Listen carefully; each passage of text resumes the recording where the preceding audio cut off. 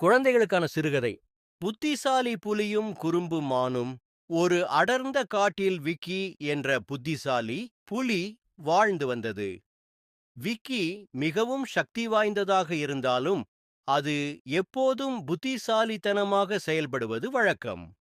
ஒரு நாள் விக்கி புலி உணவு தேடி காட்டில் சுற்றிக் கொண்டிருந்தது. வெகு நேரமாக உணவு கிடைக்காமல் அது பசிக்குடுங்கியிருந்தது. அப்போது ஒரு சிறிய மான்குட்டி மரக்கிளைகளுக்கு இடையில் நடுக்கத்துடன் ஒளிந்து கொண்டிருந்தது. விக்கியின் கூர்மையான கண்கள் அதை பார்த்துவிட்டன. அது மானை பிடிக்க தயாரானது. அவசரமாக யோசித்த மான் பயந்து விடாமல் புத்திசாலித்தனமாக பேசத் தொடங்கியது. அரசே, தயவு செய்து என்னை விடுங்கள். இந்த காட்டின் ராஜா சிங்கம் எனக்கு ஒரு பெரிய பொறுப்பு கொடுத்திருக்கிறது. இன்னும் சில நாள்களில் நான் இந்த காட்டின் அடுத்த ராஜாவாக முடிக்கப்பட இருக்கிறேன். நீங்கள் என்னை சாப்பிட்டால் சிங்கம் உங்களுக்கு மிகுந்த கோபமடையும். அதன் பழிவாங்கல் மிகவும் பயங்கரமானது. விக்கி புலி ஒரு நிமிடம் யோசித்தது.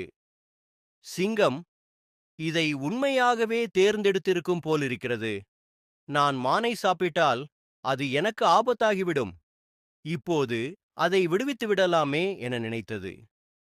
விக்கி மானை விட்டுவிட்டு அங்கேயே இருந்து சிங்கத்தை குறித்தும் அதன் முடிவுகளைப் பற்றியும் யோசிக்கத் தொடங்கியது.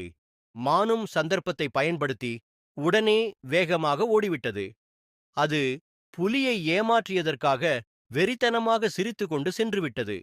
சிறிது நேரத்திற்குப் பிறகு விக்கிக்கு உண்மை புரிந்தது.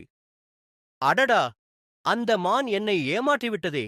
இனிமேல் யாரையும் எளிதில் நம்பக்கூடாது என அது தன் தவறை உணர்ந்தது.